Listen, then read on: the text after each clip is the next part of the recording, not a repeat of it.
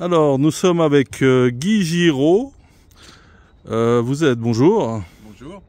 Alors, vous êtes candidat au conseil administratif au Grand Saconnet, c'est juste? Au deuxième tour, Voilà, qui aura lieu le 13 avril.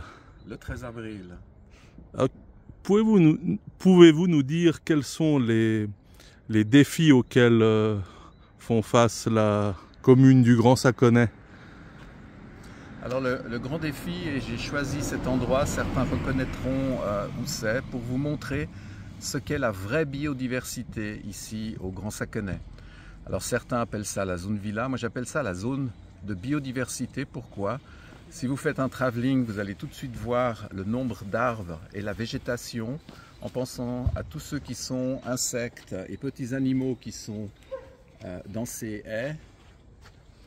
Et contrairement à ce que disent certains politiques à Genève, eh bien, il ne faut pas raser cette zone, il faut la préserver, parce que si vous y mettez des immeubles, la première chose que vous aurez, c'est le bruit qui vient de l'aéroport et de l'autoroute, alors qu'on sait que la seule chose qui absorbe correctement le bruit, c'est la terre, ce sont l'herbe et la végétation.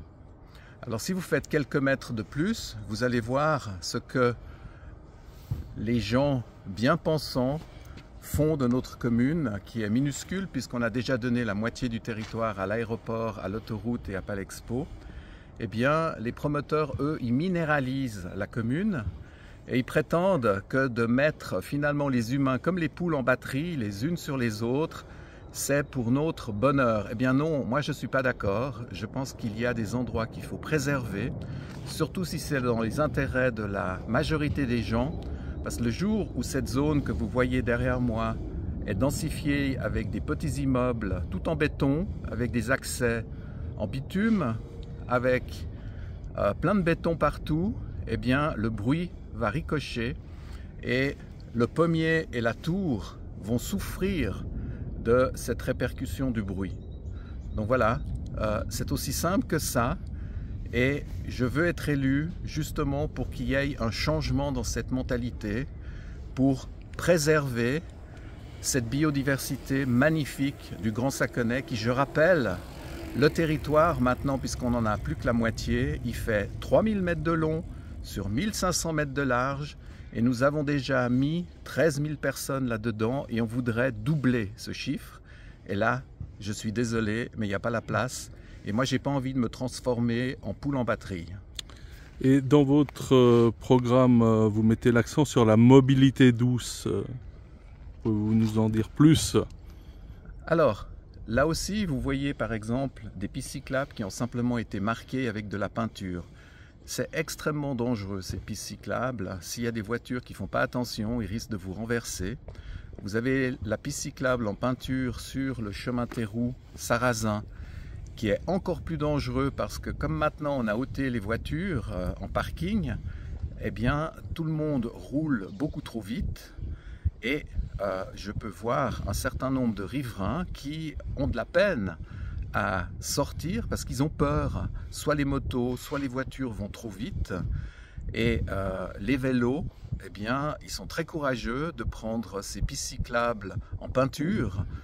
Il faut absolument maintenant faire quelque chose en dur et protéger du trafic principal et en même temps réduire la surface pour les véhicules afin qu'ils roulent moins vite. Il y aura bientôt un tram en construction au Grand Saconnet. Le bosquet du chapeau du curé risque d'être sacrifié. Est-ce qu'il peut encore être sauvé ou bien... Alors, l'objectif des référendaires n'était pas de lutter contre le tram, il était justement de sauver ce bosquet. Aujourd'hui, c'est fini, terminé, il ne faut pas se faire d'illusions, il ne faut pas raconter des mensonges, tout va être coupé. Et moi, ça me fait mal parce que finalement, le conseil administratif en place, c'était des gens qui disaient soi-disant qu'ils étaient là pour sauver la nature. Et il y a 340 arbres qui vont être coupés, auxquels vont s'ajouter à peu près un nombre équivalent quand on va faire 40 hectares. Alors, les arbres sont moins vieux, ils ont entre 50 et 60 ans, mais ça fait 60 ans en fait qu'on a enfin une végétation à 40 hectares qui était magnifique. On dit qu'on va replanter. C'est toujours on va, mais on voit rien. Et je pense que la chose la plus impactante à faire immédiatement, c'est d'ici la fin de l'année, si je suis élu, il faut pouvoir replanter cette forêt qui va être coupée à l'arrivée du tram, mais la replanter immédiatement et au Grand Saconnet, et arrêter de faire du blabla pour un arbre coupé, on en replante deux. Oui, mais on replante deux où et quand? Dernière question, vous n'êtes pas un professionnel de la politique, vous avez une activité réelle, vous êtes spécialiste de la prévention de la corruption, du blanchiment d'argent et du financement du terrorisme. Alors à 2 pas de là, il y a eu une affaire assez médiatisée. Une élue verte a été mise en prison. Elle est soupçonnée par la justice d'avoir participé à un vaste trafic de drogue. Quel est votre regard sur cette affaire? Alors le regard il est simple. Moi j'aime pas qu'on dise une élue verte. C'est une élue tout court et en fait elle entache tous les partis politiques, y compris le mien.